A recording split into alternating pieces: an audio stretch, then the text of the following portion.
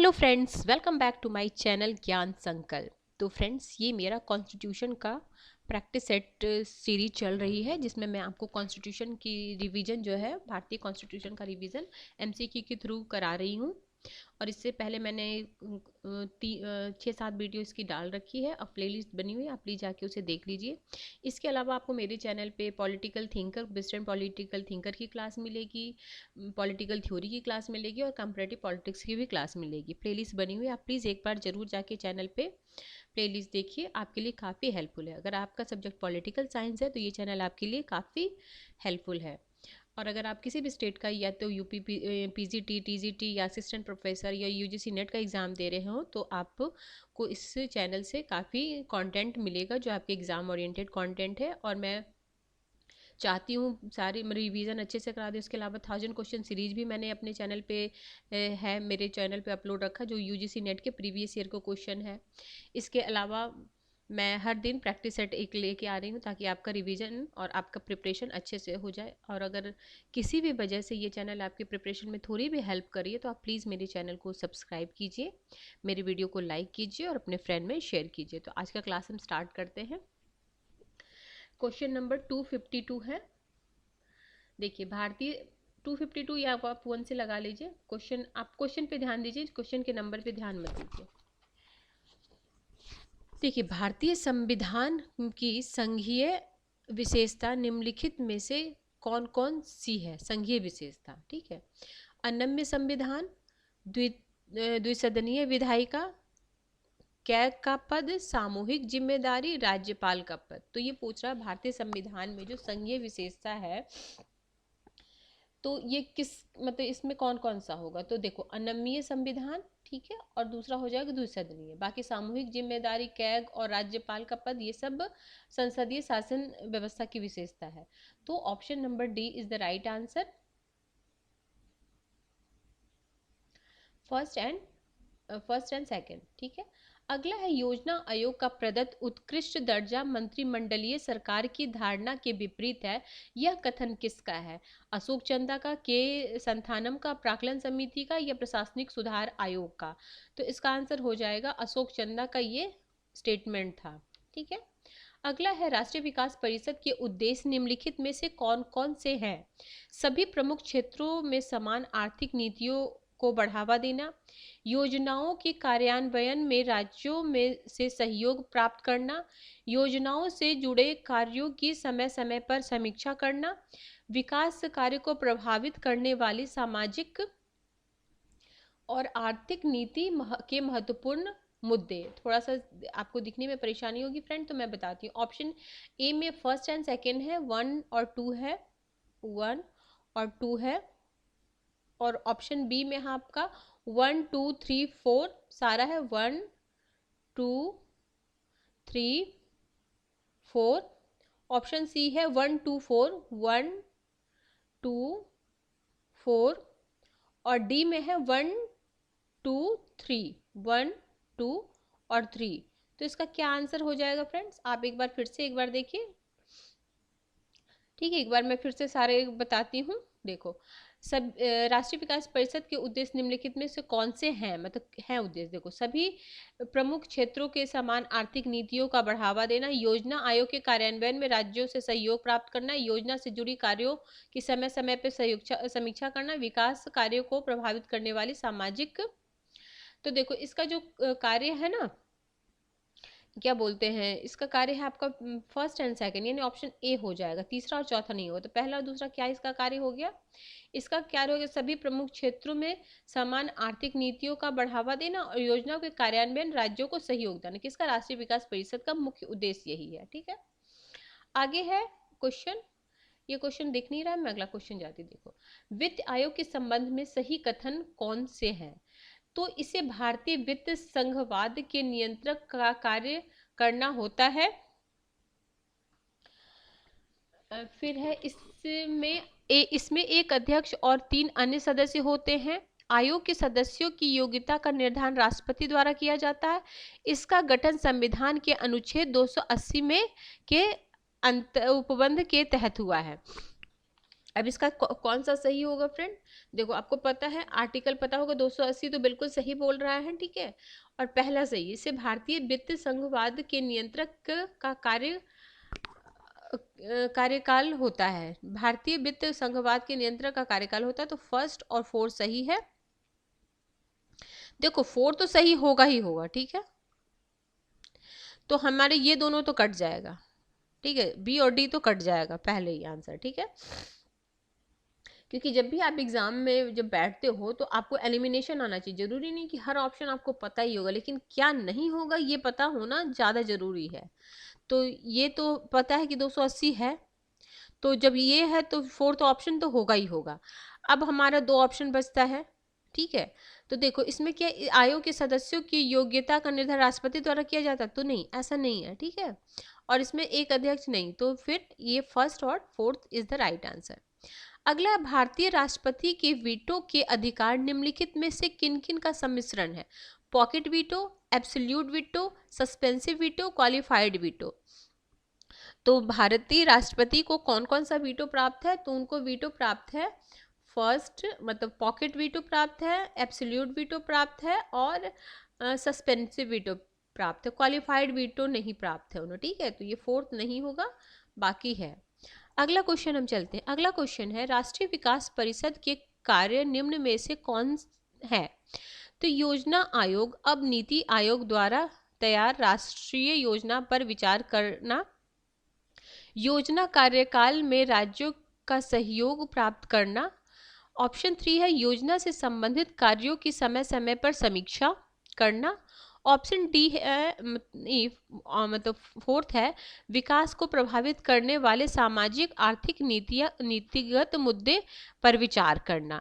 तो इसमें 1 2 3 ऑप्शन होगा या 2 3 ऑप्शन होगा? ऑप्शन सी में 1 2 4 1 3 4 है, और ऑप्शन डी 2 4 है। तो इसका क्या आंसर होगा, आप एक बार सोच के बताइए। तो देखिए इसमें जो ये सेकंड वाला, योजना आयोग कार्यान्वयन में राज्यों का सहयोग प्राप्त करना, राष्ट्रीय विकास परिषद निम्नलिखित कौन कौन से हैं? राष्ट्रीय विकास परिषद के कार्य कौन कौन से हैं? तो सेकंड नहीं है, बाकी आपका फर्स्ट 3 और 4 है। विकास को प्रभावित करने वाले सामाजिक आर्थिक मुद्दे पर विचार करना, ये उनका कार्य है। Option number C is the right answer, ठीक है। अगला क्वेश्चन है हमारा, राष्ट्रपति और मंत्रिपरिषद के मध्य वर्तमान संबंध निम्नलिखित में से किस अधिनियम के उपबंधों में में शासित हैं? किस उपबंधों में? तो संवैधानिक संशोधन 42, संवैधानिक संशोधन 48, संवैधानिक संशोधन 54, संवैधानिक संशोधन 44। तो ये जो अधिनियम हुआ था ना, ये 44 अधिनियम में, संशोधन अधिनियम में हुआ था, ठीक है। राष्ट्रपति और मंत्रिपरिषद के मध्य वर्तमान संबंध निम्नलिखित में से किस अधिनियम के उपबंध है? तो 44 संवैधानिक संशोधन। अगला है, राष्ट्रीय क्षेत्रीय परिषद की स्थापना निम्नलिखित में से किसके द्वारा हुई है? ये बहुत इंपॉर्टेंट क्वेश्चन है, बहुत बार एग्जामों में आया हुआ क्वेश्चन है। क्षेत्रीय परिषद की स्थापना निम्नलिखित में से किसके द्वारा हुई है? पहला ऑप्शन है आपका संविधान के अनुच्छेद 263, मतलब किसके द्वारा हुई है, ठीक है। क्या देखो, राज्य पुनर्गठन अधिनियम, क्षेत्रीय परिषद अधिनियम, भारत राष्ट्रपति के आदेश द्वारा। देखो इसका हो जाएगा राज्य पुनर्गठन अधिनियम के द्वारा इसकी स्थापना हुई है। पूछ रहा है क्षेत्रीय परिषद की स्थापना किसके द्वारा हुई है? तो राज्य पुनर्गठन अधिनियम के द्वारा, ठीक है। क्वेश्चन नंबर अगला है, निम्नलिखित कथनों में से कौन से कथन सही हैं? संसद किसी कर में वृद्धि कर सकती है, संसद किसी कर में कटौती कमी नहीं कर सकती है, संसद किसी कर को समाप्त कर सकती है, संसद किसी कर में वृद्धि नहीं कर सकती, संसद किसी कर में कमी कर सकती है। तो क्या निम्नलिखित कथनों में सही कथन कौन सा है, ठीक है।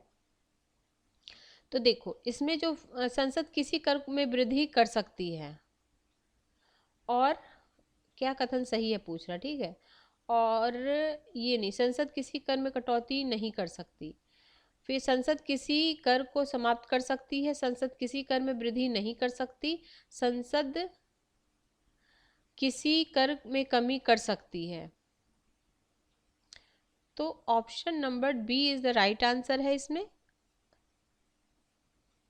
ये देखो, संसद किसी कर में वृद्धि कर सकती है, संसद किसी कर में कटौती कमी नहीं कर सकती है, संसद किसी कर को समाप्त कर सकती है, संसद किसी कर में वृद्धि नहीं कर सकती, संसद किसी कर में कमी कर सकती है। ठीक है, ये 2 4 3 4 5 is the right answer, option number B.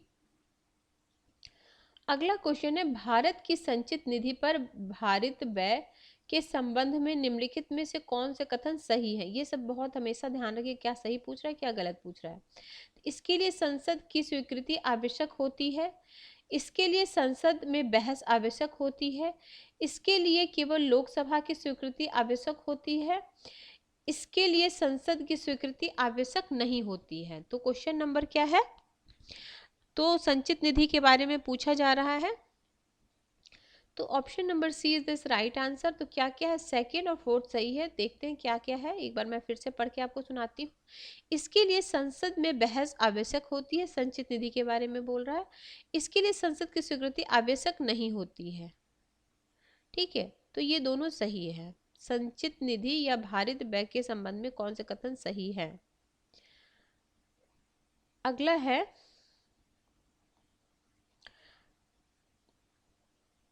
अगला क्वेश्चन हम चलते हैं, क्वेश्चन नंबर, देखो यहाँ राष्ट्रपति और राज्यपाल को प्राप्त क्षमादान अधिकार के मध्य अंतर के संबंध में निम्नलिखित में से कौन से कथन सही हैं। राज्यपाल कोर्ट ऑफ मार्शल द्वारा सुनाई गई सजा को माफ कर सकता है किंतु राष्ट्रपति माफ नहीं कर सकता। राष्ट्रपति मृत्युदंड को माफ कर सकता है किंतु राज्यपाल नहीं कर सकता। राज्यपाल मृत्यु दंड को माफ कर सकता है किंतु राष्ट्रपति नहीं। ये तो पहले ही, ये तो देखो तीसरा तो बिल्कुल ही गलत होगा। ये कौन सा क्वेश्चन है, तो तीसरा जिसमें है उसको हम पहले काटेंगे। ठीक है, तो ये दोनों कट गया हमारा। फिर राष्ट्रपति मार्शल लॉ द्वारा दी गई सजा को माफ कर सकता है किंतु राज्यपाल नहीं। ये बिल्कुल सही बात है। तो देखो, राष्ट्रपति मृत्युदंड को माफ कर सकता है किंतु राज्यपाल नहीं, बिल्कुल सही बात है। और मार्शल लॉ को कौन, राष्ट्रपति कर सकता है, वो राज्यपाल नहीं। तो पहला भी गलत हो जाएगा ना फ्रेंड। तो सेकेंड और फोर्थ द राइट आंसर, इसके अनुसार हमारा B is the right answer. इस तरह के क्वेश्चन आप एलिमिनेट करके ही किया करो। निम्नलिखित किसी विधेयक को राज्यपाल द्वारा राष्ट्रपति के विचारार्थ सुरक्षित रखने के अधिकार के संबंध में निम्नलिखित में से कौन से कथन सही है। इसका उल्लेख संविधान के अनुच्छेद 200 में है। यह राज्यपाल के विवेकाधीन शक्ति नहीं है। यदि विधेयक में उच्च न्यायालय की स्थिति को खतरा हो तो ऐसा करना अनिवार्य है। राज्यपाल द्वारा विधायिका द्वारा पारित किसी विधेयक को रोके रख सकता है। तो इसका क्या आंसर होगा फ्रेंड, पहला और तीसरा इसका सही है, फर्स्ट एंड थर्ड। तो ऑप्शन नंबर सी, इसका उल्लेख इसमें है, बिल्कुल सही बात है। और यदि विधेयक में उच्च न्यायालय की स्थिति को खतरा हो तो ऐसा करना अनिवार्य है। ठीक है, फर्स्ट और third is the right answer. अगला क्वेश्चन है, निम्नलिखित में कौन सा जोड़ा सही नहीं है। केंद्रीय अन्वेषण ब्यूरो 1963, पुलिस विशेष पुलिस स्थापना 1942, भ्रष्टाचार निवारक 1947, केंद्रीय सतर्कता आयोग 1964। तो इसका आंसर हो जाएगा आपका, कौन सा सही नहीं पूछ रहा ना, कौन सा सही नहीं है। तो आंसर हो जाएगा आपका ऑप्शन नंबर बी, ये विशेष पुलिस स्थापना। ठीक है, तो ठीक है फ्रेंड्स, आज हम इतना ही क्वेश्चन करते हैं। नेक्स्ट क्लास में इससे आगे का क्वेश्चन करेंगे। आपको किसी वजह से ये चैनल हेल्पफुल लग रहा है, अगर आपके प्रिपरेशन में थोड़ी भी हेल्प कर रही है, तो आप प्लीज़ मेरे चैनल को सब्सक्राइब कीजिए, मेरे वीडियो को लाइक कीजिए, अपने फ्रेंड में शेयर कीजिए। Till then bye bye, see you next video.